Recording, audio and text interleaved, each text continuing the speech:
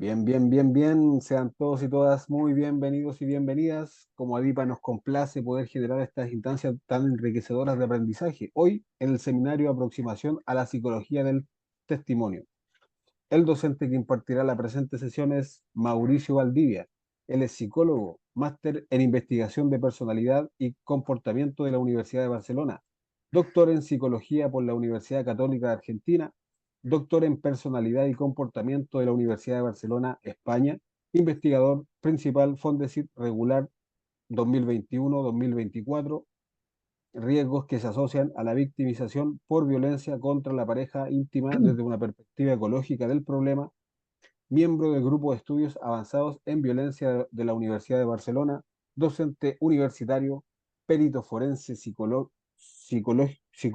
y perito en criminalística, teniente coronel de Carabineros en retiro, ex jefe de análisis criminal del Departamento de Investigación de Organizaciones Criminales de Carabineros, actual editor de la revista Academia de Ciencias Policiales de Carabineros de Chile. Le damos el pase a Mauricio para que inicie con su presentación. Bien, muchas gracias, Rodrigo. Primero dar las gracias a DIPA por concedernos este espacio. Y la verdad que recién estábamos hablando, mientras voy proyectando, estamos hablando de lo beneficioso que son estos sistemas en el cual podemos conectarnos no solamente de todo Chile, sino que nos conectamos incluso desde fuera. Ahí veíamos justamente que tenemos gente escuchándonos de Arica a Punta Arenas y también de fuera del país, así que quiero justamente volver a reiterar el agradecimiento a DIPA y destacar lo bueno de estos sistemas que permiten la interconectividad. Bueno, el tema de hoy es un tema complejo, atractivo, diría yo, llamativo, pero que vamos a ver cuáles son las limitaciones reales. Es decir, hay muchas cosas que se dicen, muchas cosas que se hacen, pero los alcances no siempre son los correctos.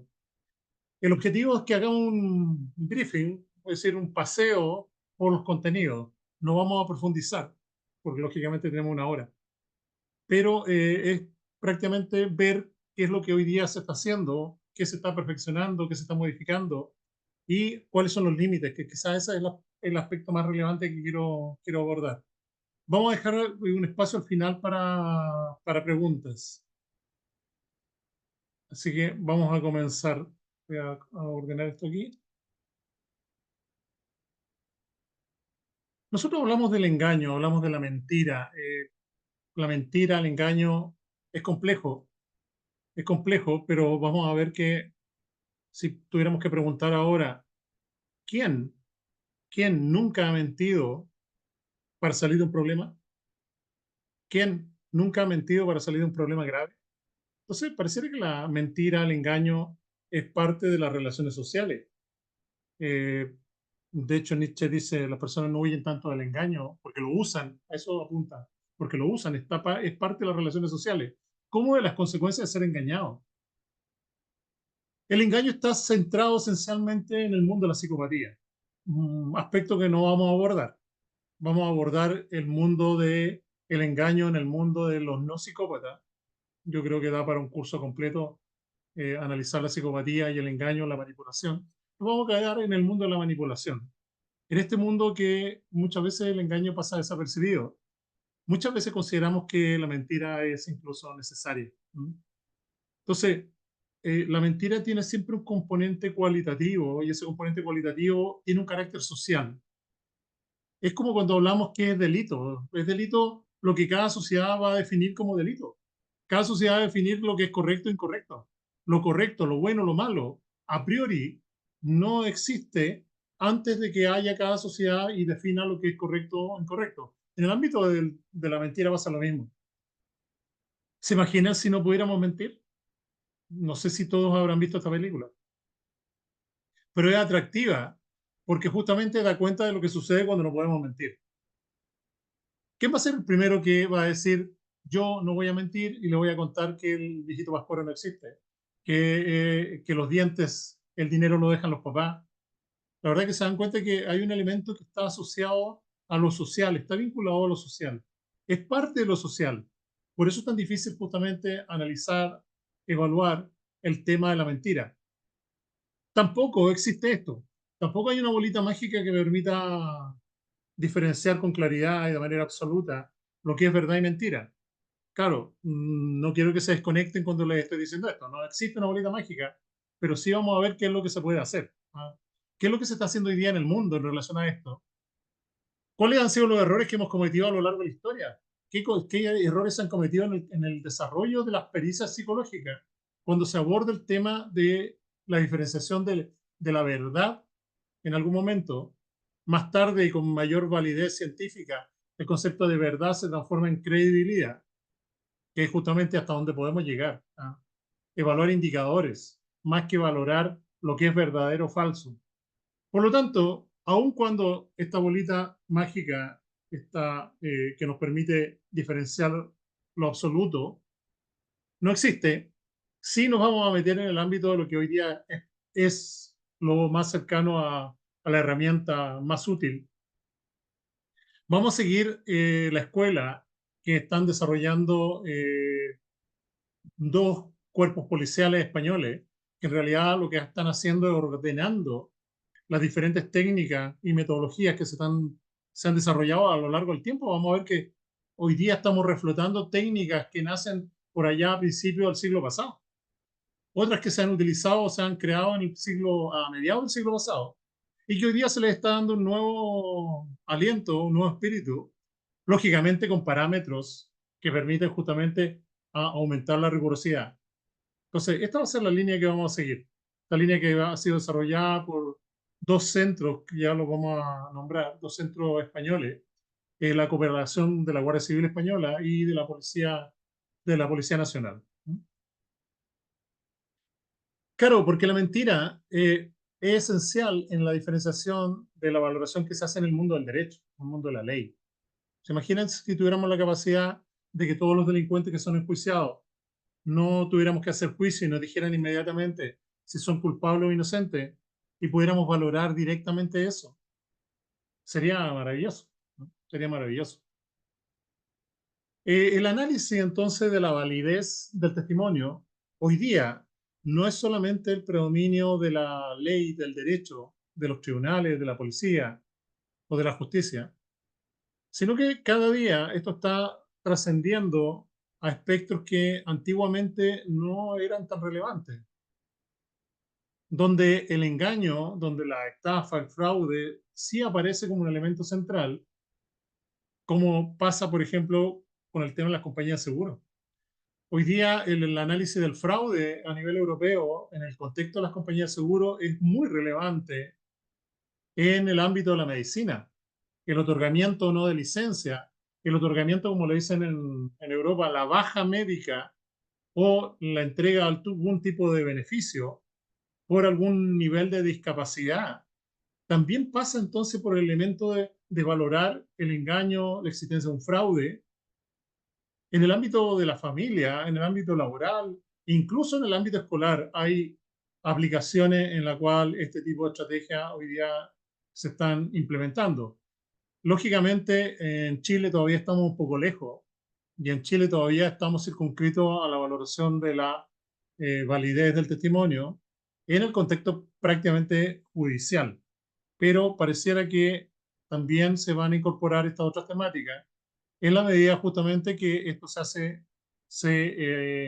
masifica. Es decir, que somos capaces de contar con nuevas estrategias, somos capaces de traer esos procedimientos y de darle valor a esos procedimientos en la aplicación de lo cotidiano. Sigue siendo muy relevante en el mundo del derecho. Al mundo del derecho, como aparece ahí este esquema, al mundo del derecho le interesa reconstruir hechos fácticos y por eso ahí hay una huella digital. Eso es lo que le interesa al mundo del derecho, comprobar mediante evidencia material la existencia de un hecho que reviste un nuevo carácter de delito. ¿Cuál es el problema que tenemos en psicología? En psicología nosotros accedemos a una realidad, pero es una realidad psíquica. Y quiero que lo primero que abordemos entonces en esta temática es el cuidado que hay que tener en relación a este tema. ¿Por qué? Les voy a mostrar aquí un par de páginas que incluso les dejo ahí las direcciones para que abordemos justamente la dificultad que se produce en relación a esto. En Estados Unidos, en los años 80, 90, se comienzan a implementar lo que son los denominados proyectos inocentes. Vamos a poner en castellano mejor. Hoy día la tecnología, maravillosa.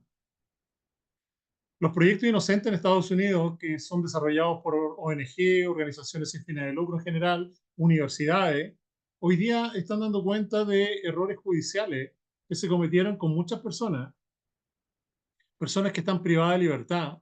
Ahí les dejo las páginas si les interesa. Personas que están condenadas a pena de muerte en Estados Unidos, en particular, traducir al español. Casos en que están documentados, están demostrados, en que hubieron errores judiciales y que esas personas pudieron haber perdido la vida, en el caso particular de Estados Unidos, al considerar que existe la pena de muerte. O en nuestro país, cuando enfrentamos justamente la existencia de gente que está cumpliendo prisión preventiva. Esto en Estados Unidos nace en el contexto de aplicación de condena. En nuestro país también se está intentando verificar esto, pero no en personas condenadas, sino que en personas que están en prisión preventiva. Vamos a escuchar un pedacito de esto. Sano y equilibrado necesita una defensa fuerte, una defensa que legitime este mismo sistema y que encarne el respeto de los derechos que la Constitución nos garantiza a todos. Se haga carne la presunción de inocencia, el debido proceso, el trato digno de las personas y que en definitiva busquemos sanciones justas para quienes han cometido un error o han cometido un ilícito.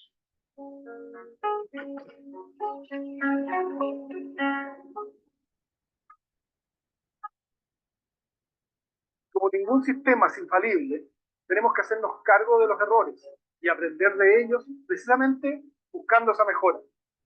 El eje central dentro de este contexto y de una defensa fuerte es que ningún inocente vaya a la cárcel. El proyecto logra darle un rostro a la justicia, representar historias de vida y representar cuáles son los errores que como sistema se cometieron respecto de ellos, atenuar la impunidad, de que no haya ninguna persona inocente en nuestras cárceles y que por lo tanto el verdadero responsable no quede en libertad.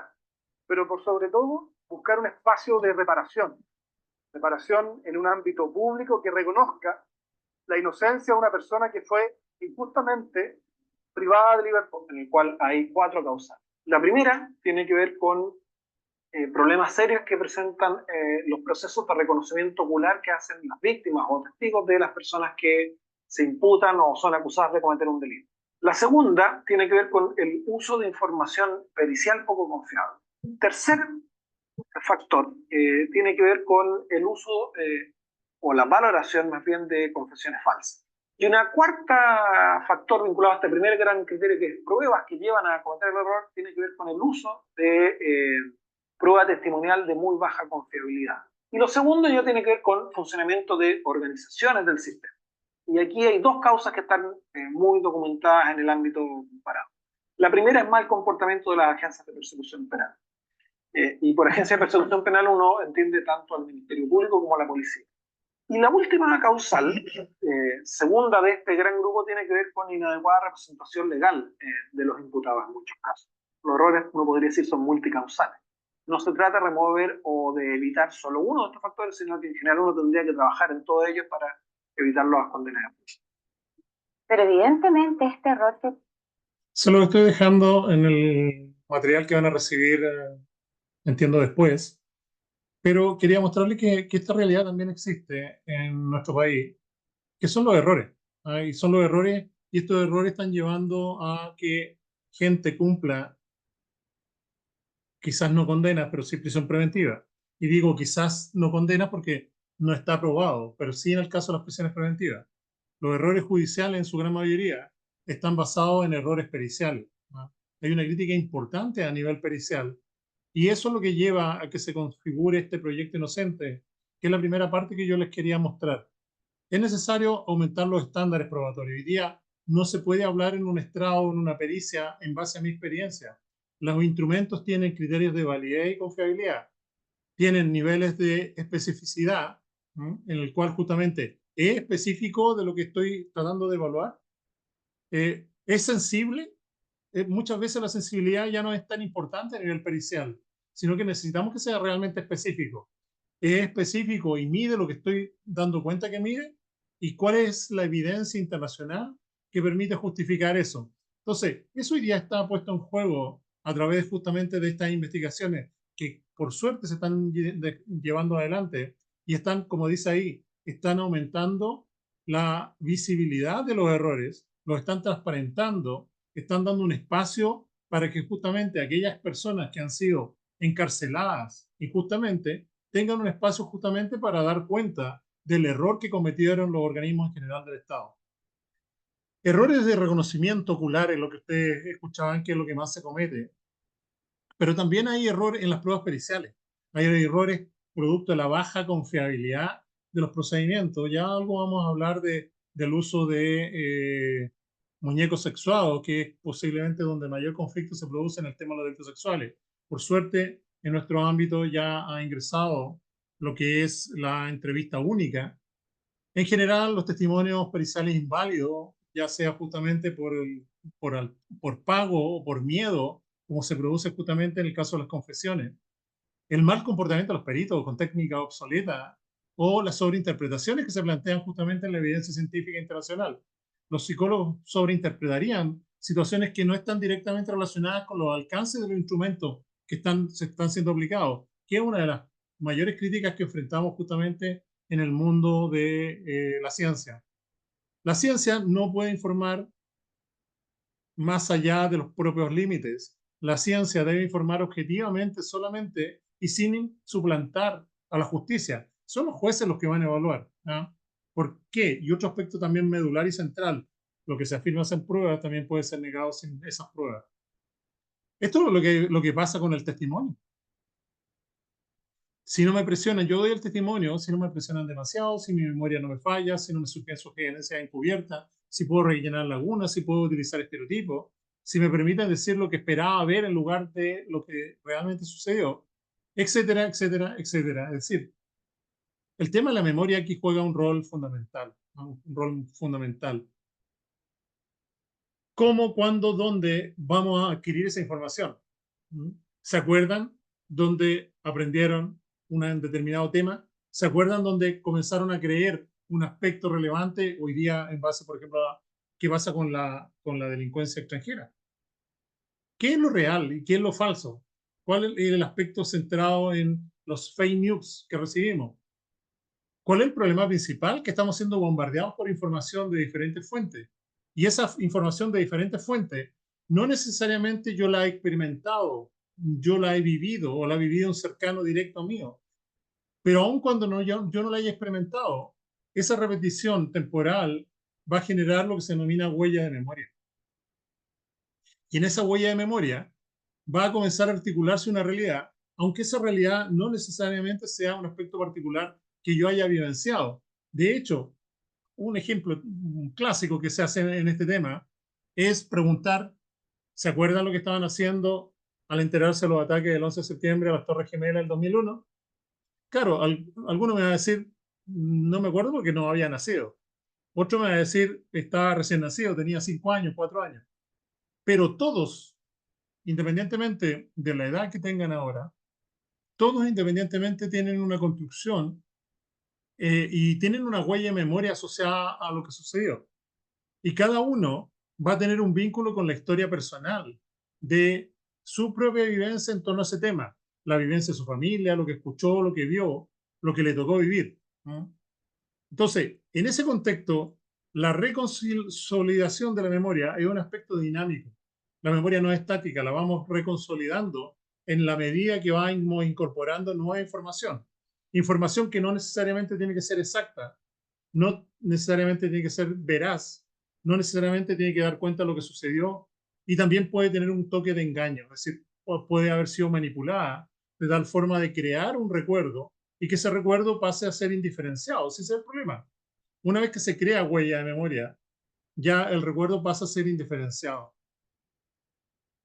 Entonces, la memoria en sí no es un video que graba directamente tal cual se produce en la realidad, sino que es un proceso dinámico que interpreta y reconstruye.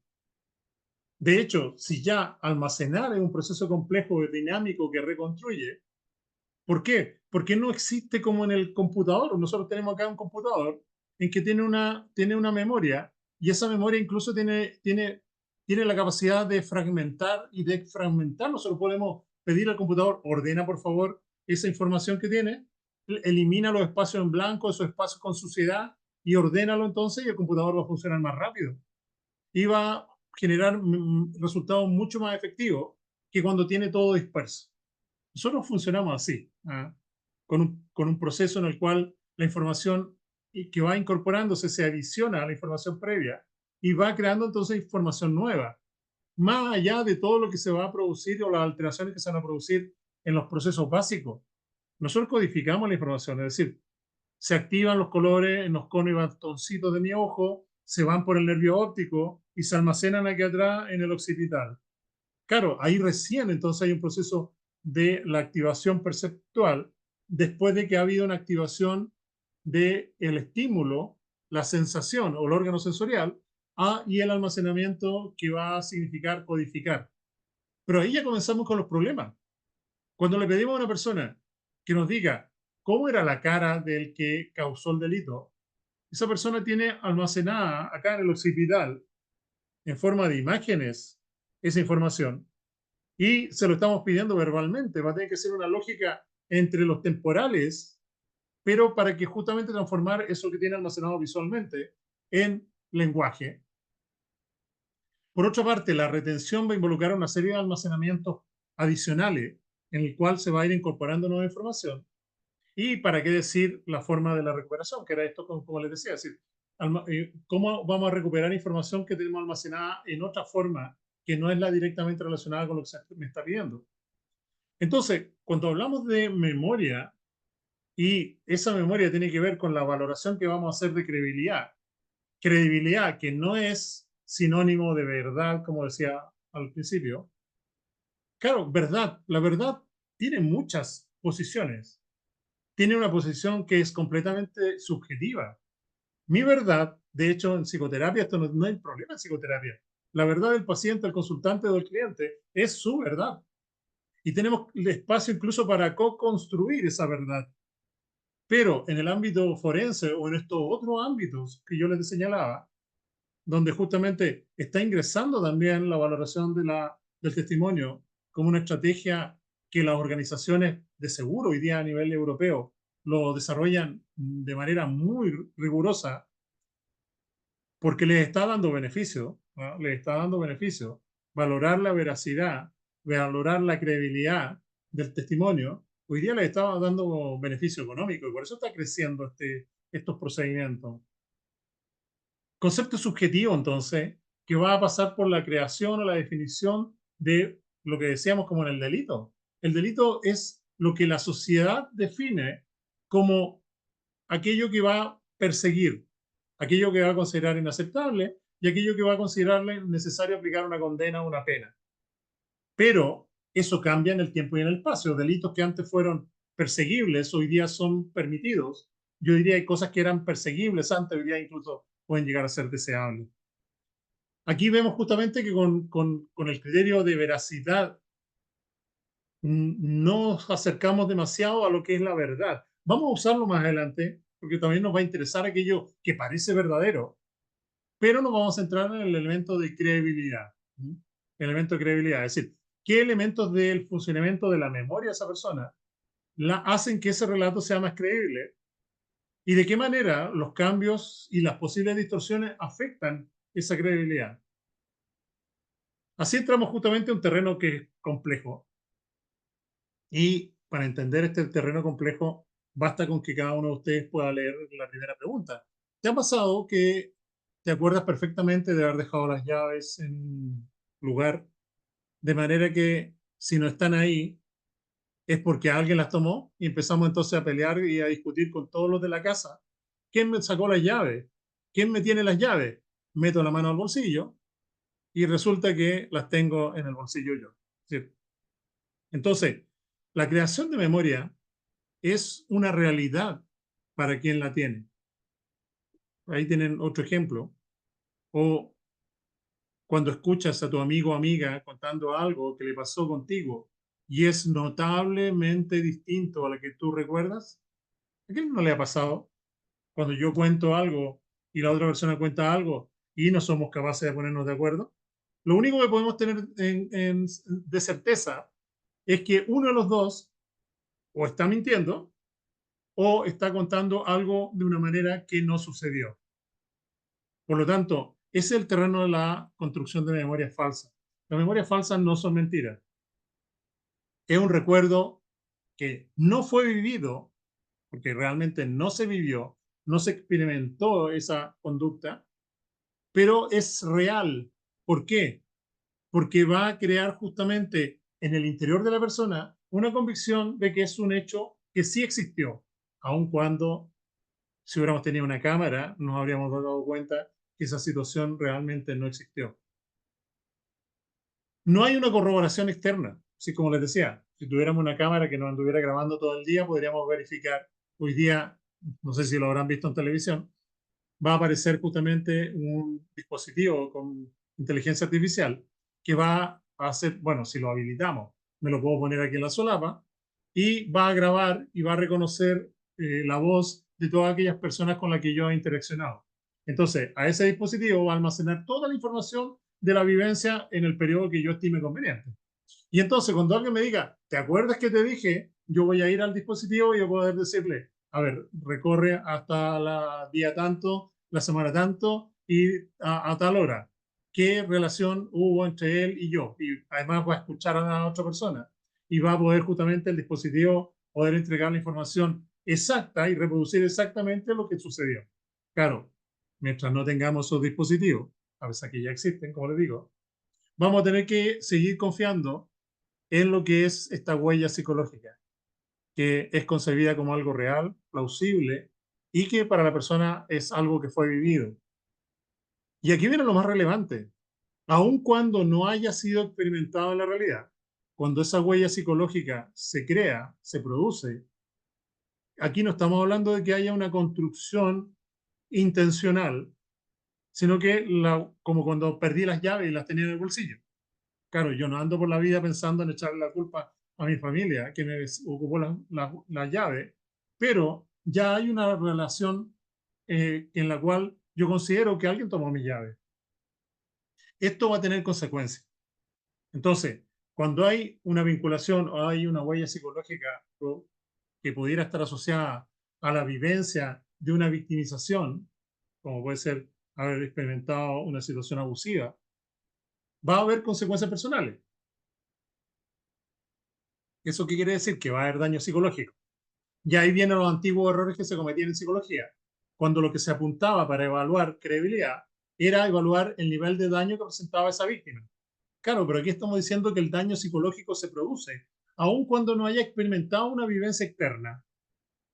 Y aquí, en el mundo del derecho, y aún así, aun cuando no se funciona de la misma manera, con la misma rigurosidad, en el mundo de, como les comentaba yo, de las compañías de seguro, cuando la persona realmente experimentó la situación en su psiquis, hay una huella psíquica y si es posible justamente verificar que eso no existe, no vamos a cuestionar la creencia de esa huella psicológica. Lo que vamos a cuestionar es que el evento realmente no existió.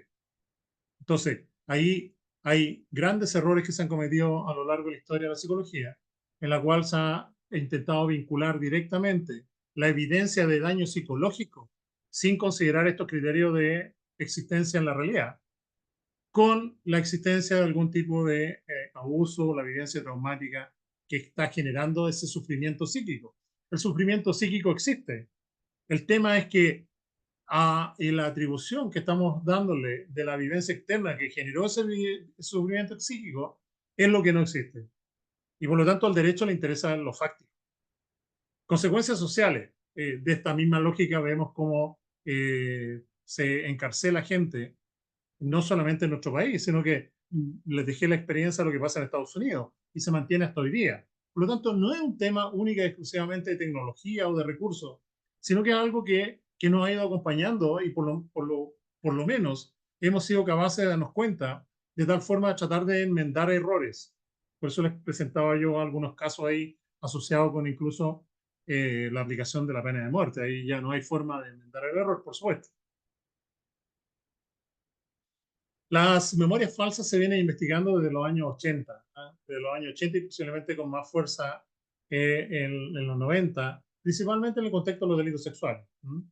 Pero hoy día se han ampliado a el estudio de los delitos, de otros delitos, y del estudio, como veíamos justamente, de otro tipo de situaciones como hoy día este gran ámbito está siendo desarrollado justamente en el contexto de las empresas de seguridad. Se han identificado técnicas que generan o aumentan la probabilidad de generar falsas memorias. Estas técnicas están asociadas en su gran mayoría a aquellas que tienen algún tipo de vínculo con la hipnosis. No quiere decir que la hipnosis sea una técnica que no sea propia del desarrollo de las estrategias útiles en psicoterapia. Lo importante es tener claro que no se pueden o no se debieran utilizar en el contexto de la búsqueda de diferenciar recuerdos verdaderos de recuerdos justamente creados o inducidos. Aquí les dejo un caso real. Esto es algo que está siendo patente hoy día a nivel de los países desarrollados. Este es un caso de un terapeuta italiano. Ahí tienen la referencia si lo quieren buscar, en el cual justamente ya han habido condenas y ya no como han habido persecuciones de profesionales en nuestro ámbito, que es en el ámbito civil, que es por la responsabilidad civil, por negligencia, impericia, imprudencia, sino que aquí justamente se ha aplicado condena de tipo penal, de persecución penal.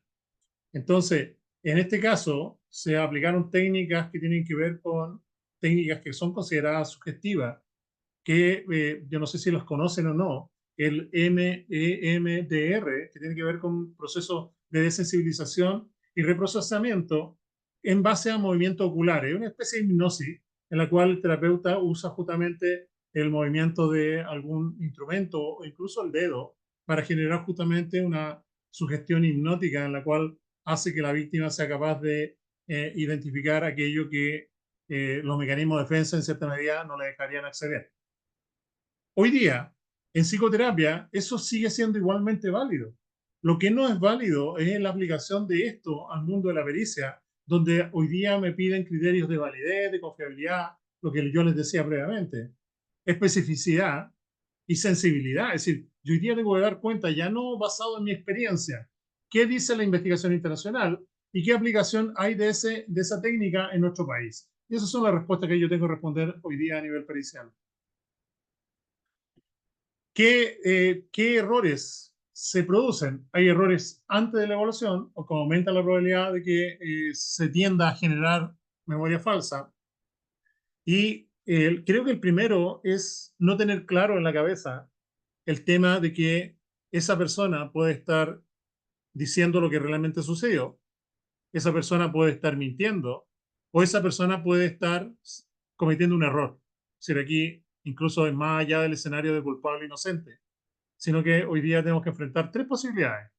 Me está diciendo lo que pasó, me está mintiendo y por lo tanto no está diciendo lo que pasó, pero también esa persona pudiera estar con toda su buena intención y lo que está haciendo es fabricando un testimonio que, aun cuando tiene todo el interés de cooperar, está generando algo vinculado a lo que no sucedió.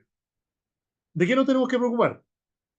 De nuestros propios estereotipos en relación a los delincuentes. En el tema de los delitos sexuales esto está muy claro. De hecho, genera incluso una respuesta que tiene nombre, el pánico moral. El pánico moral que genera justamente en torno a tratar delincuentes, especialmente en el ámbito sexual, en el cual se les categoriza como enfermos, como psicópatas, ¿ah? Y quizás con categorizaciones peores que las que estoy haciendo yo, pero que finalmente vemos que la mayor parte de los agresores sexuales no presentan patologías claras. Entonces, a diferencia de los estereotipos, cuando analizamos la realidad, vemos justamente que la realidad nos da un portazo en la cara. El problema es que cuando abordamos una temática con estereotipos previos, esos estereotipos no nos van a dejar ver la realidad. Por otra parte, la familiaridad tiene que ver con mi experiencia previa. Claro, yo les decía hoy día en el juicio, ya no va a servir que yo diga, que el juez me diga, ¿usted en qué basa su experiencia o su resultado? Y yo le digo, como le decía siempre, es mi experiencia previa, claro. Experiencia previa que puede estar muy alejada de lo que la investigación científica hoy día plantea. El sesgo de lealtad es otro elemento bastante crítico que tienen que ver con la identificación que podemos realizar con el sufrimiento. Es decir, no es solamente que yo tenga lealtad con la persona que, y aquí caemos al terreno ya incluso más criticable, que es en la compra de un peritaje. Ya no es entonces la compra de un servicio pericial, sino que la compra de un peritaje. Aparece el fenómeno de la corrupción, ¿ya? Entonces, pero dejando de lado el fenómeno de la corrupción, tenemos que vincular también lo que es este sesgo de lealtad con la identificación. Y aquí vamos a pensar que todos actuamos de buena fe. Nos identificamos entonces con el valor de la persona que más sufre dentro del proceso. Entonces, nos identificamos con la víctima. Como nos identificamos con la víctima, aborrecemos sin querer justamente al agresor. ¿Qué pasa durante la evaluación? Claro, si ya tenemos elementos que nos permiten identificarnos con la víctima, aparece el peso del sesgo de confirmación. Todo lo que encontremos que sea negativo lo vamos a negar, o nuestro mecanismo de defensa lo van a negar.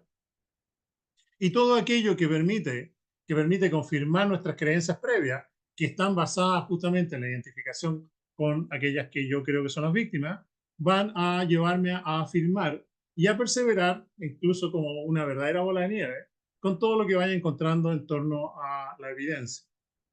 El tema de los muñecos anatómicos, existe hoy día prácticamente un acuerdo unánime, a pesar que nuestros amigos argentinos, sobre todo porque siguen utilizando con mucho desarrollo todo lo que son el uso de las pruebas gráficas, la figura humana, para diferenciar justamente la existencia. Hoy día la evidencia internacional yo diría que es bastante contundente en este ámbito, en el cual los muñecos anatómicos en el ámbito de la pericia, de la valoración del testimonio, consideran o aumentan la probabilidad de que se generen memorias falsas, más allá del hecho de ayudar en la toma de decisiones en torno a hacer creíble o no un relato. ¿Qué se tiene en consideración? La verdad que esto es un súper resumen, ¿eh? Un súper resumen. ¿Qué se tiene en consideración cuando se valora, por ejemplo, lo que pasó en Italia para decir esta es una estrategia subjetiva? Por una parte, hoy día se pide, al igual que está sucediendo en nuestro país, que en el ámbito, por ejemplo, de delitos sexuales y también trasciende a otros tipos de delitos, en el ámbito de las compañías de seguro, piensen ustedes que hay intervenciones que se realizan por teléfono, pero que son grabadas. Hay intervenciones que se realizan cara a cara con la persona y hay intervenciones que son variadas a lo largo del tiempo. Es decir, pese a que no tienen la rigurosidad que se da en un contexto jurídico penal y que podrían estar relacionadas simplemente por quién tuvo la culpa para adoptar o no la resolución del seguro, el seguro le cubre o no le cubre. Claro, no es lo mismo entonces cuando hablamos del tema de los delitos sexuales, pero en ambos la grabación pasa a ser un elemento muy importante en el cual se va a medir las intervenciones del entrevistador y las intervenciones del entrevistado.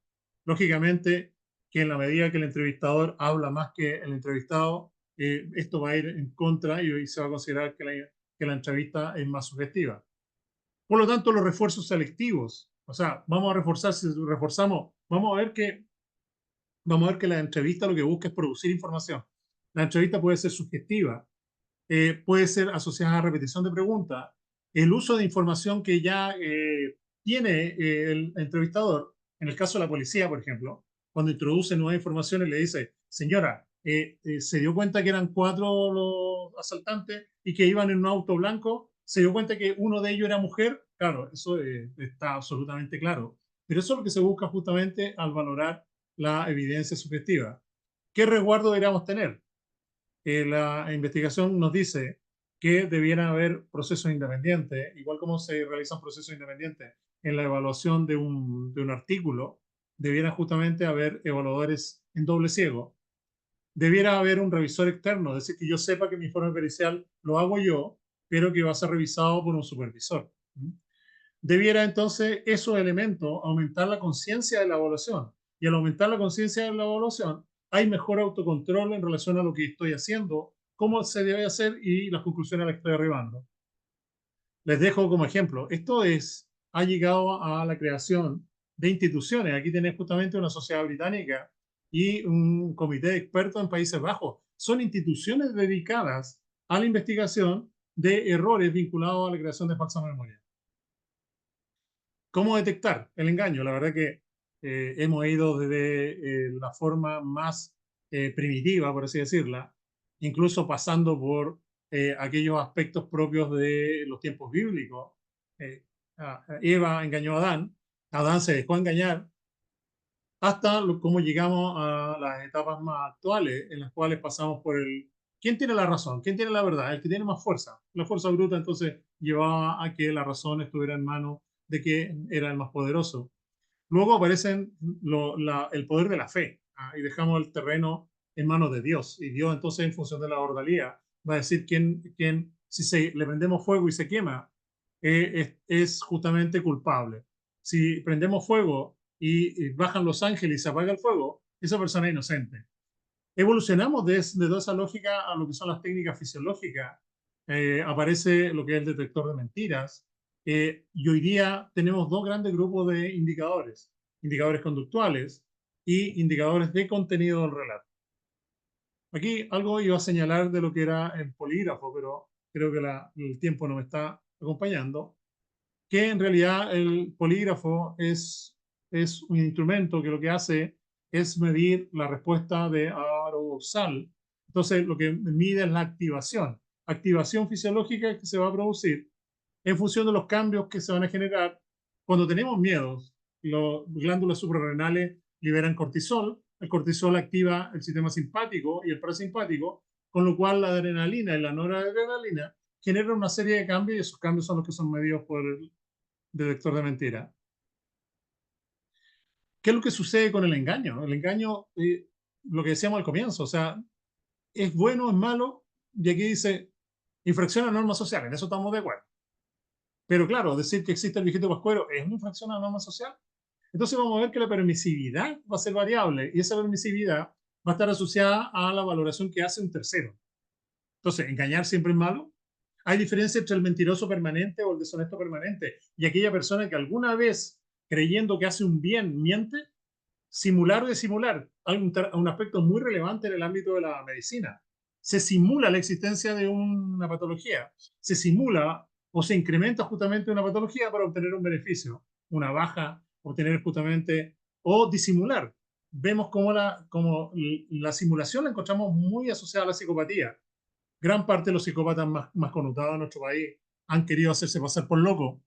Y en el caso de la disimulación, aparece justamente aquellas personas que pasan a ser consideradas con algún tipo de situación por indicción, ¿ah?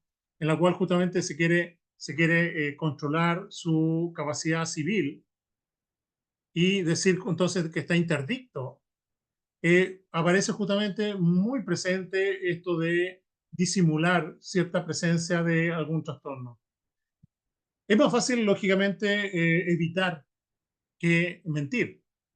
Es más fácil minimizar que mentir. Es más fácil exagerar que crear una historia en relación a un determinado hecho. Por lo tanto, incluso la importancia de los canales. Claro, es más fácil decir no moviendo la cabeza y va a tener una censura menos mala que aquel que justamente elabora una historia para mentir. Y vemos cómo hay una respuesta entonces biológica, una respuesta que tiene que ver con elementos evolutivos propios de la sobrevivencia, que incluso nos llevan a que por ahí se discute bastante esta temática que hay ahora aquí al frente. ¿Es lo mismo mentir que engañar? La verdad que el engaño pareciera tener un elemento entonces vinculado a la manipulación. Más bien la mentira no necesariamente va a estar asociada directamente a manipular, pero para efectos prácticos, engañar y mentir, desde nuestra lógica, van a hacer algo muy parecido. Es mucho más complejo mentir, lógicamente, porque hay que elaborar toda una historia. Hay que inventar una historia que no contradiga con la información conocida, que se mantenga y se almacene en la memoria, que me permita adecuarla cada vez que hay un cambio en la situación que me permita inferir cuál es la percepción que tienen los demás en relación a mi mentira. Por lo tanto, aquí es mucho más difícil mentir que decir la verdad, donde las funciones ejecutivas, a las cuales no voy a hacer referencia por el tiempo, pero tienen una labor muy relevante y por lo tanto hay una activación de procesos que nos va a permitir diferenciar en algunos casos con mucha claridad, en algunos casos con menos claridad y en algunos casos, desgraciadamente, ni con las funciones ejecutivas somos capaces de diferenciar cuando alguien está mintiendo o está dando cuenta de algo que realmente sucedió. El tema del Eurosal, la activación aquí juega un rol relevante. Solamente voy a hacer referencia a que hay un nivel de estrés cero que lo que me hace es no prestar atención, me da sueño y permanezco pasivo. Y el rendimiento entonces cero, estrés cero, rendimiento cero. Estrés permanente me va a dar justamente un nivel de activación permanente y un nivel de rendimiento que también pudiera ser alto, pero que no va a ser permanente, porque siempre va a haber una baja. Entonces, ¿qué es lo relevante?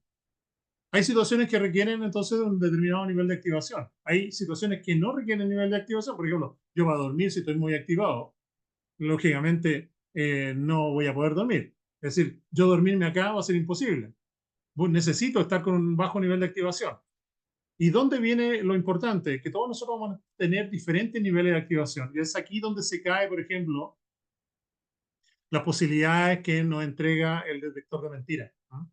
El detector de mentiras entonces mide una serie de respuestas fisiológicas que tienen que ver con, entre otras cosas, con el arousal, que da cuenta de la diferencia en la forma de activación. ¿Qué pasa? Esto. No existe una forma.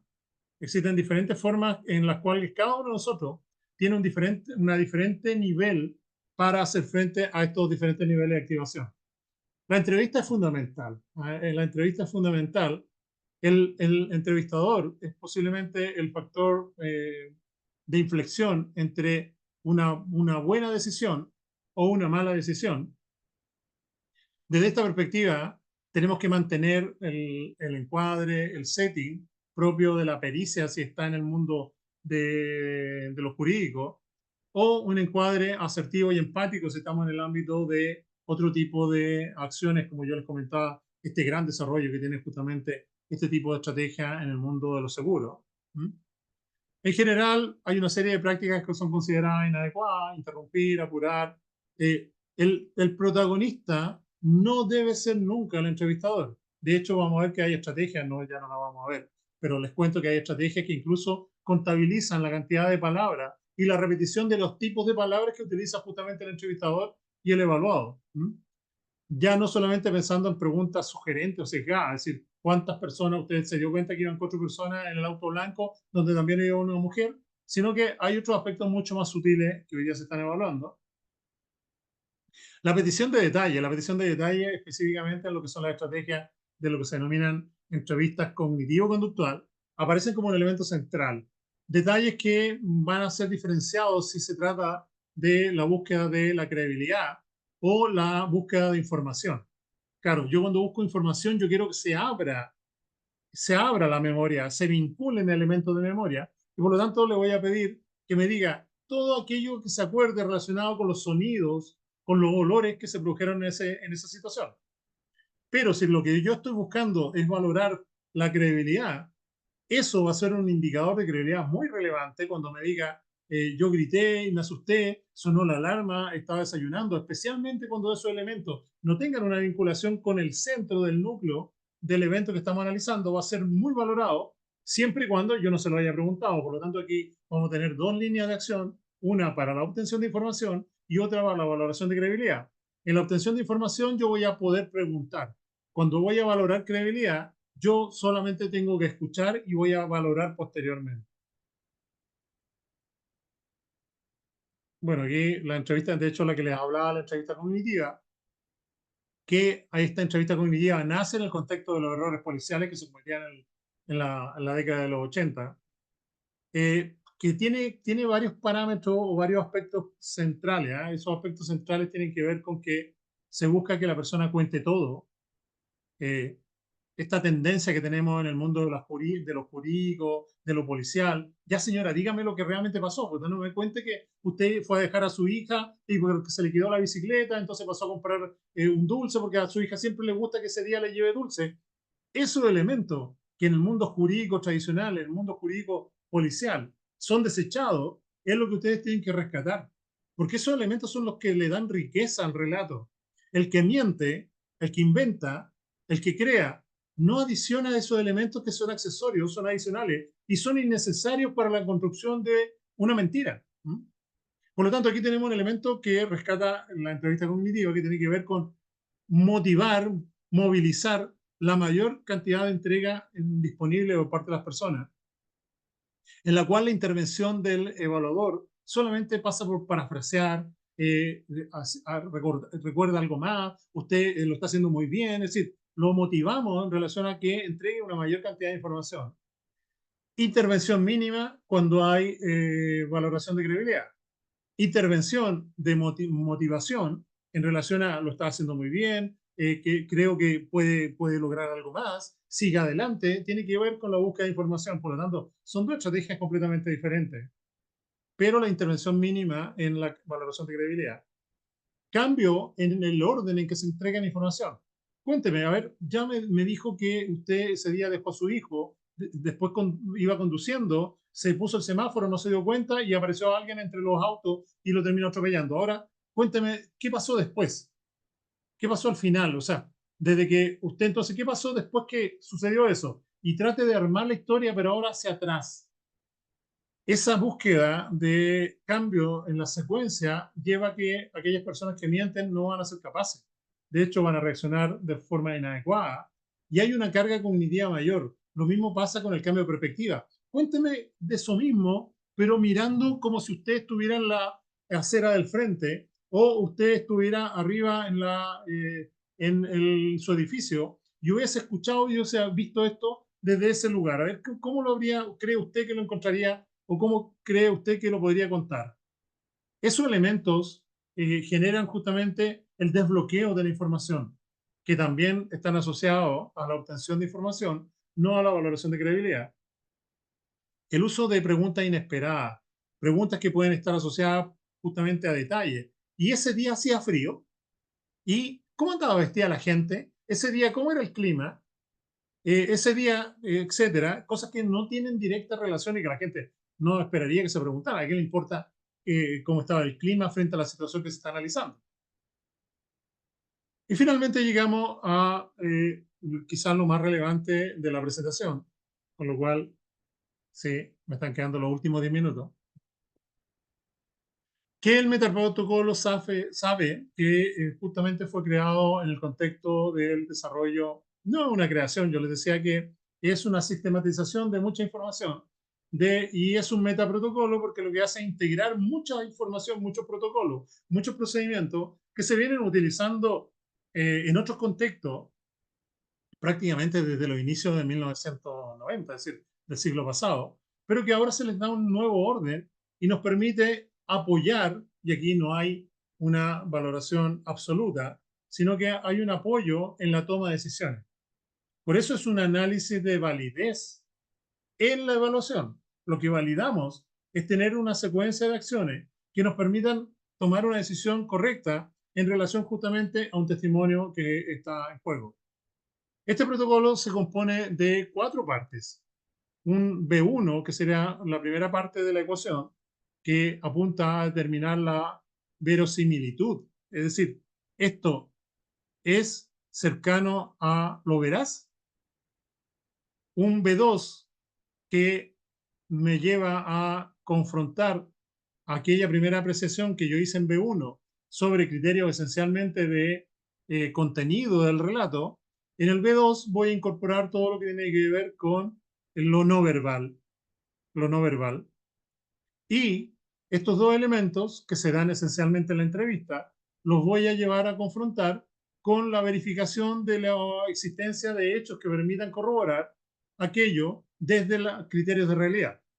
Es decir, en la verificación estarían los elementos probatorios y con un B0, que sería la valoración, con una integración de las características que me permiten individualizar a la persona que está siendo analizada. Como les decía, entonces un B1, donde lo que yo analizo es el comportamiento verbal, es decir, el contenido del relato, voy a evaluar su coherencia, esencialmente esta coherencia interna que le va a dar o no apariencia verdadera. Es decir, la pregunta es, en esta primera etapa, ¿esto que se está entregando parece que es verdad? No necesito verificar aquí nada, sino que con lo que tengo al frente, ¿hay elementos que son contradictorios? No hay elementos contradictorios. Por lo tanto, creo que esto podría ser auténtico. ¿Cuál es la esencia del contenido? Es decir, ¿puede ser creído lo que está siendo entregado? Es decir, piensen aquí lo que se pone en juego es el producto de lo esencialmente humano, es decir, el contenido del relato verbal. Por lo tanto, aquí podemos utilizar tanto análisis cualitativos, yo diría análisis analógicos que pueden ser desarrollados por nosotros mismos en base a algunos de estos protocolos. O hoy día tenía para mostrarle, pero ya el tiempo no lo permite, pero ahí lo pueden buscar ustedes. Análisis que son hoy día automáticos y que tienen que ver con el análisis ya cuantitativo de los contenidos de relatos. El Veripol, que aparece ahí asociado a inteligencia, que ustedes lo pueden ver qué significa o cómo se lleva adelante, es un análisis que se realiza a los partes policiales. En España se desarrolló un sistema de inteligencia artificial que permite valorar la información que hay en un parte policial, la información escrita del parte policial, y decir con qué probabilidad esa información da cuenta de un hecho que realmente ocurrió. Y con qué probabilidad esa información da cuenta de un hecho que pudiera estar más bien creada pensando, no sé, con una compañía de seguro nuevamente. ¿Esto para qué se hace? No es para asignar una sanción o una persecución penal, sino que para generar recursos. Ustedes saben que en todas partes del mundo los recursos siempre son limitados. Las necesidades son crecientes, son muchas, y los recursos son limitados. Entonces, en vez de dejar la gestión de los recursos policiales en manos de un policía que a través de la intuición diga, a esto sí, esto miren, tiene cara de verdadero, y diga esto, la verdad que esto no aporta nada, no tiene ninguna evidencia, esto no vamos a asignar recursos, y la idea sería asignar recursos a todos, pero los recursos son, como les decía, en todas partes del mundo son limitados. Entonces el Veripol lo que hace es un sistema de inteligencia artificial que me dice el 90%, o sea, este parte policial tiene un 90% de probabilidad de ser un hecho real. Este parte policial tiene un 15% de ser un hecho real, por lo tanto, a ese parte policial no le vamos a asignar utilidad, no le vamos a asignar justamente recursos.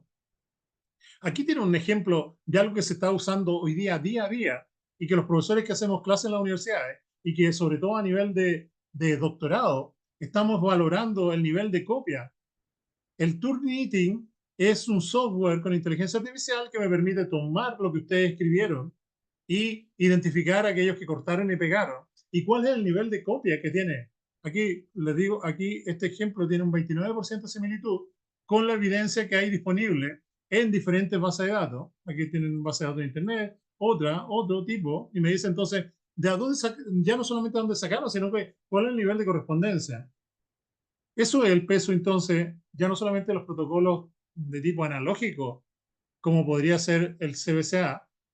El CBCA es un criterio, es esta suma de criterios que pueden ser utilizados para valorar o nace en el contexto de la valoración de delitos sexuales a menores de edad. Hoy día lo estamos usando como criterios libres, porque son criterios que nos permiten diferenciar aquello que es producido en la memoria, al interior de la memoria, de aquello que realmente pudo haber sido vivenciado por elementos contextuales, por elementos que son propios de la temporalidad, elementos adicionales que la persona que elabora un relato, que miente, no debiera incorporar. Por lo tanto, no es que apliquemos directamente el instrumento o el protocolo, sino que tomamos estos elementos y los aplicamos justamente como un criterio más a considerar. Lo mismo pasa en el criterio de veracidad o congruencia, denominado B2, que es donde hacemos lo mismo, pero ahora con toda la información no verbal.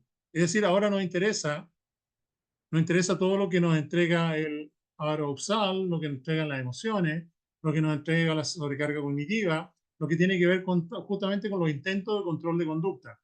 Es decir, desde las variaciones a nivel de la pupila, el pestañeo, los cambios en la prosodia, en la voz, los aumentos, los movimientos gestuales o la disminución de los aumentos gestuales. Es decir, todo lo que tenga que ver con lo no verbal. Vemos justamente qué información nos entregan las emociones básicas. Podemos medir justamente eso, no solamente emociones, sino que apariencia, gestos, postura, la proxémica, que es este uso del espacio, la áptica, que tiene que ver justamente con esto que perdimos. La áptica es lo que perdimos con la pandemia. Así que esa foto representa muy bien la áptica, que tiene que ver con el contacto, ¿ah? Que tiene que ver con hasta cuándo y de qué manera nos contactamos con los demás y en qué contexto nos contactamos con los demás. La oculésica, que tiene que ver con el uso de el gran instrumento de transmisión de información, que es en los ojos. ¿Ah? Los ojos ahí ustedes ven, los mismos ojos pueden mirar de manera hostil, sospechosa o crítica, o representar admiración. La postura juega un rol muy relevante. Aquí no hay un elemento único, es decir, yo a partir de un movimiento de los ojos, como se decía antiguamente a nivel de programación neurolingüística, cuando la persona mira hacia arriba, está buscando información visual que se almacena en el occipital. En cambio, cuando estaba mirando y moviendo a los ojos hacia el costado izquierdo, está buscando justamente construir memoria a partir justamente de lo que es el temporal izquierdo. No, eso no es, hoy día no es considerado así, de esa manera, sino que es considerado en un todo, en un todo integrado que se inicia con el análisis de contenido, se confronta justamente con la información no verbal y que caemos justamente en el plano de la verificación contextual, que sería este B3, donde la evidencia pericial, por eso que aquí ustedes ven una huella, me permite contrastar entonces ahora evidencia propia de la criminalística, evidencia que me da cuenta, por ejemplo, hoy día la gran cantidad de aporte que hacen los teléfonos, las redes sociales, la posibilidad de seguir a alguien y posicionarla en un determinado lugar solamente porque encendió el teléfono. La verdad que es un gran avance que me permite contextualizar la información previa hasta llegar a la última fase, que es la de la valoración, en la cual integro a la persona. Aquí yo digo quién es esta persona, cuáles son sus características, y hay herramientas que tienen que ver ya no solamente con la valoración de la personalidad, por ejemplo, en forma directa, sino que hoy día damos cuenta de la existencia de instrumentos que permiten la valoración indirecta de personalidad. Es decir, una persona que no está presente, igual podemos acceder a ciertos parámetros generales de lo que es su personalidad.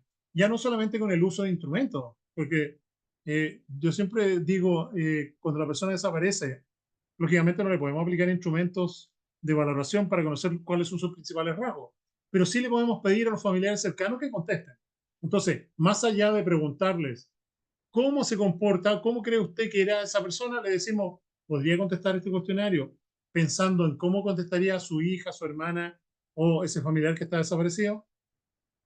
Esta evaluación indirecta hoy día no solamente puede ser utilizada a través de la información indirecta de un tercero, sino que puede ser recolectada a partir de la historia conductual de esa persona. Y hoy día lo que son las redes sociales, ya no necesitamos incluso entrar a conocer lo que era el antiguo diario de vida que entregaba mucha información. Hoy día ese diario de vida ya no está en hojas de papel, sino que está articulada en la vivencia de esa persona en las redes sociales, que en muchos casos es completa y absolutamente pública. Por lo tanto, de esa manera se integra la información directa del relato con la información no conductual, se verifica en el contexto propio de la evidencia material y todo esto se le da un significado en función de la valoración de la respuesta a la pregunta de quién es esa persona. Y creo que me alcanza a pasar 2 minutos, estaba planificado hasta las 9:10, pero les doy las gracias y creo que, Rodrigo, podemos abrir un espacio de algunas preguntas, si las hay. Claro que sí. Voy con Iris Morales. Hola, buenas Sí. noches. Realmente interesantísimo, como siempre, el seminario. Sí, con gusto a poco, bien condensado, se comprendió. Yo respecto, profe, del el tema de las entrevistas y el testimonio. Sabemos que en los delitos sexuales contra menores, contra mujeres y la violencia intrafamiliar tiene por norma de protección de la no victimización hacer lo menos posible de entrevistas, del relato, digamos, de las circunstancias, de los hechos y de quién es, eh, hasta llegar, ojalá, a una sola. Me asalta la duda de que cómo se puede hacer todo esto que usted nos, esta sistematización para ver la validez del relato bajo esas determinadas circunstancias, que tiene que ser, ojalá una sola vez el relato, no sé si la primera vez que alguien denuncia esto, se enfrenta inmediatamente a un psicólogo especialista en esta materia, o a un funcionario policial, o a un profesor en el caso de niños, no sé. ¿Cómo se ve ese filtro? Y una otra pregunta es también esto de la confiabilidad. Yo soy de formación historiadora y usamos mucho la entrevista para hacer historia social, el relato de las personas. Y una de las cosas que a nosotros nos lleva a ver la confiabilidad del relato son las coincidencias que tienen varias personas, por eso que se usa un número, pero en este caso sirve como de peritaje, no se puede aplicar eso porque o no sé, en realidad la pregunta es esa. Cómo se arma todo el sistema de confiabilidad en esas circunstancias? Sí, perfecto. Muchas gracias por la pregunta. Y la verdad que también súper contento con la cantidad de personas que están participando. Hay más de 200. La verdad que es un gusto. Bien, esto no está concebido y de hecho, aun cuando se utilizan estrategias que son propias de lo que antes hacíamos, digo antes, porque hoy día se ha reemplazado completamente por la estrategia de entrevista única. La entrevista única tiene quizás la forma más simple de resumirla, es licitar el relato. ¿M? Y ahora el psicólogo solamente va a licitar el relato. ¿Quiénes van a valorar la credibilidad? Van a ser los tres jueces, ¿no? Directamente. Entonces, esto no está concebido en ese contexto, sino que al contrario, saca algunos elementos que históricamente hemos utilizado en el contexto de la evaluación de, de credibilidad de delitos sexuales, donde ahora es otra estrategia. Tenemos que hacer un curso, pero asociado, entiendo que hay, ADIPA tiene. ¿Mm? Ah, ya. ADIPA tiene. Pero es otra temática que tiene un procedimiento estandarizado, tiene un procedimiento estandarizado a nivel mundial. Eh, por lo tanto, no es el objetivo de esto, sino que esto tiene un objetivo que puede ser aplicado incluso en una entrevista por teléfono. ¿Mm? Por teléfono. Entonces, claro, vamos a ver de qué manera el relato y hay elementos, por ejemplo, en España hay que levantar cuando hay un accidente de tráfico, hay que levantar un certificado que se hace a mano en el lugar del hecho. Entonces, ese certificado se envía a la aseguradora. Y hay gente que ya partimos ya con algún elemento claramente que hace que sea poco válido, lo manda a máquina. Entonces, ya hay un elemento claramente Uy, verificable, disculpe, donde es posible entonces llevarlo a diferentes estrategias. Y el objetivo es, claro, tenemos una serie de elementos metodológicos, pero que me sirva en la simpleza de la consulta, en la simpleza de una intervención única y en lo que me preguntas tú de trabajar justamente con lo que dicen las personas. Hay un ejemplo que lo voy a tomar justamente de los autores originales de esta organización, porque lo que hacen ellos no crearon, ellos no están creando ninguna metodología, ningún instrumento, lo que están organizando la metodología existente. Y ellos cuentan justamente que esto es como si le preguntáramos a las personas que nos cuenten el cuento de la Caperucita. Claro, cada persona nos va a contar el cuento de la Caperucita de manera diferente, pero el tema, yo voy a decir que hay congruencia, que hay validez, cuando me dicen que el malo era el lobo, no un oso polar. ¿Mm? Entonces, cuando hay distorsión de ese nivel de, claro, aquí lo estamos caricaturizando, pero cuando hay ese nivel de distorsión en los relatos de testigos, también justamente tiene que entrarnos el cuestionamiento o la pregunta en relación a la validez de algunos otros relatos.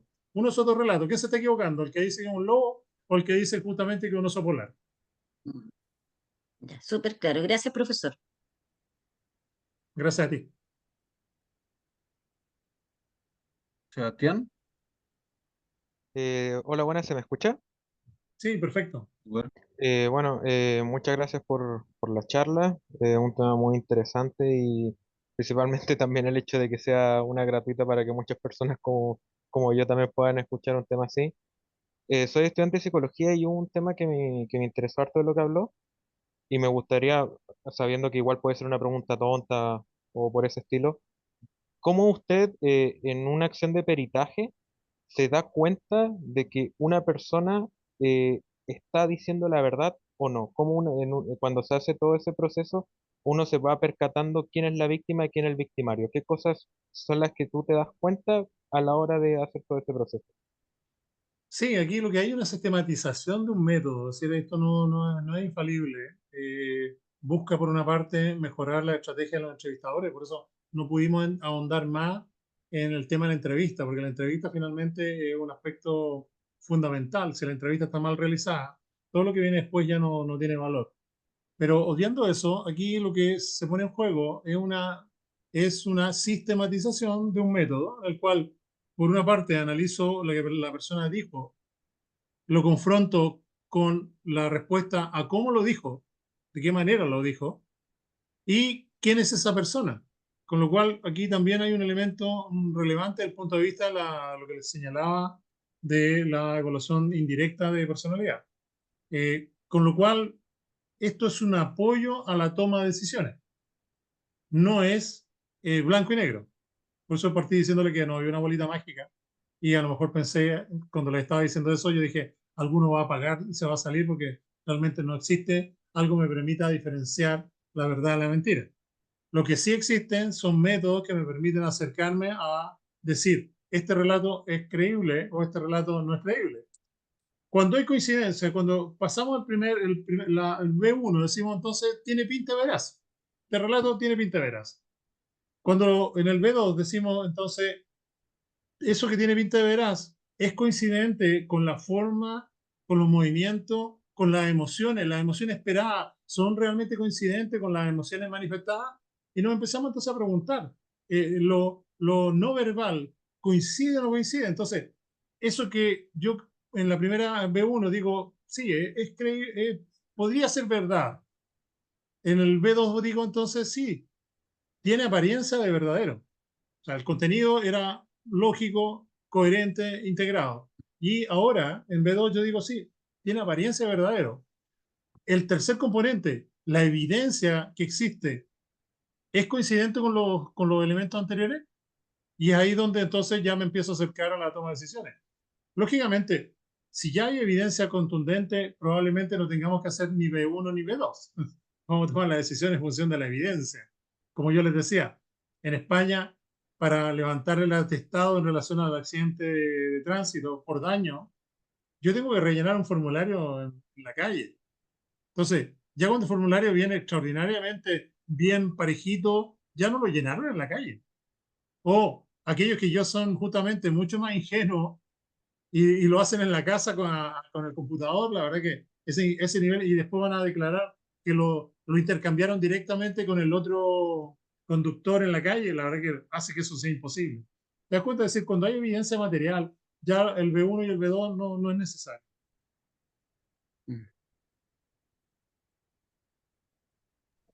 excelente, profesor. Aquí tengo una pregunta en el chat.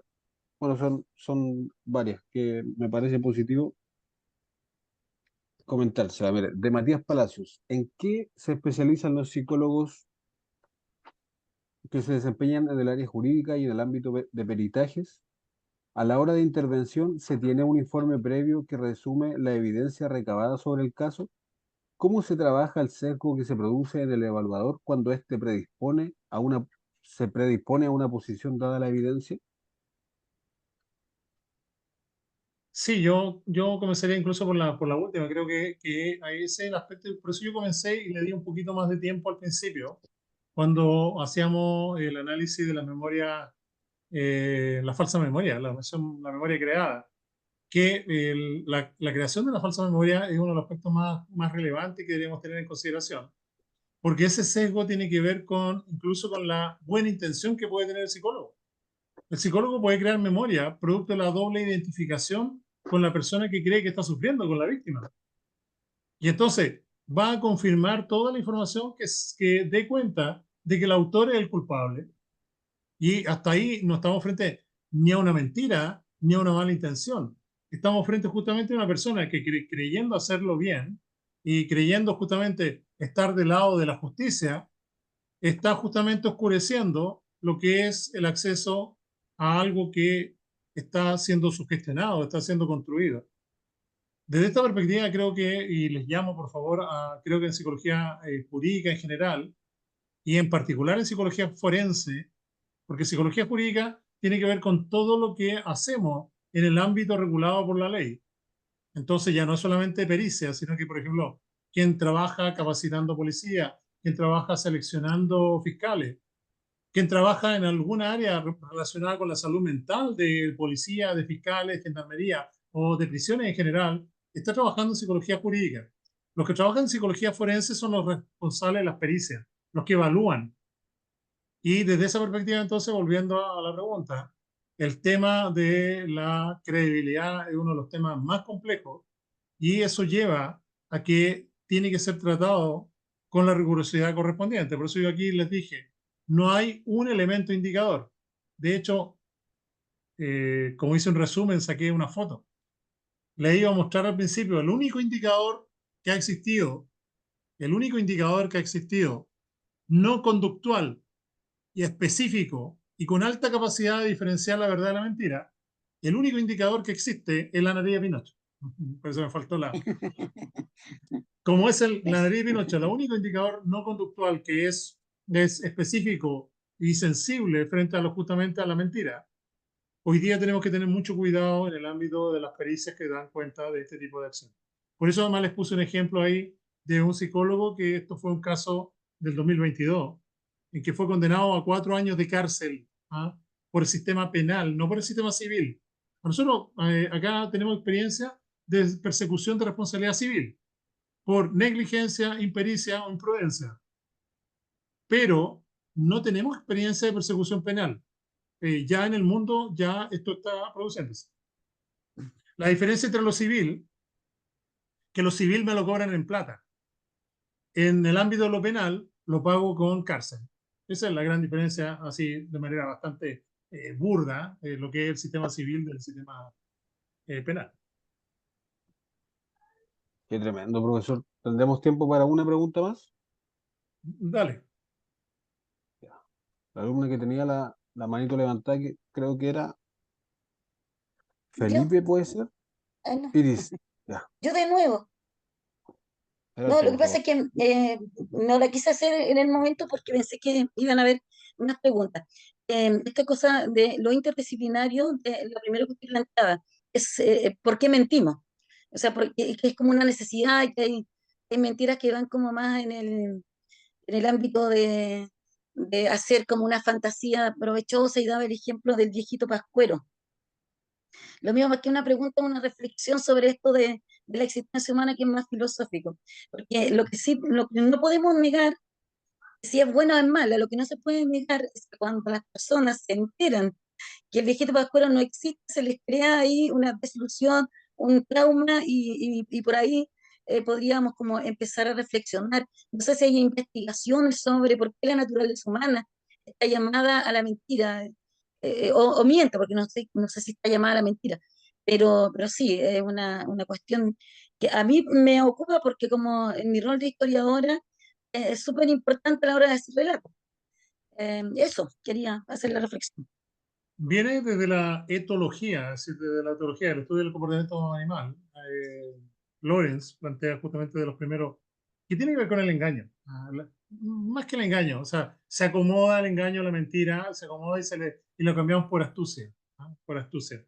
La astucia está en los insectos, está en los animales en general y en el mundo nuestro también. Es decir, eh, más de alguna vez por ahí vi alguna algún meme que se mandó del lanza chileno donde aparecía corriendo más rápido que un chita. Es decir, eso es la astucia que... Pero ¿qué estamos encubriendo con la astucia? Estamos cubriendo mentiras. ¿Tendría un origen biológico? Sí, tiene un origen biológico, por lo tanto está inserto en la naturaleza humana. Y eso lo que hace que finalmente, pese a ser parte reguladora de la convivencia humana, por eso les ponía el ejemplo. ¿Se imagina si no pudiéramos mentir? Porque desde cosas tan simples como puede ser que bien te queda esa corbata. eh, ¿Saben? Hubo un accidente en la carretera y por eso vengo llegando tarde. Hasta cosas quizás mucho más relevantes en la vida. Es decir, pero entonces pasa como una estrategia relacionada con la supervivencia, relacionada con la sobrevida en muchas ocasiones, pero que tiene un componente cultural y ahí es donde el componente cultural se pone el límite. Por eso yo les decía, en algún momento, y quizás el ejemplo lo va a representar muy bien, como que las realidades son construcciones.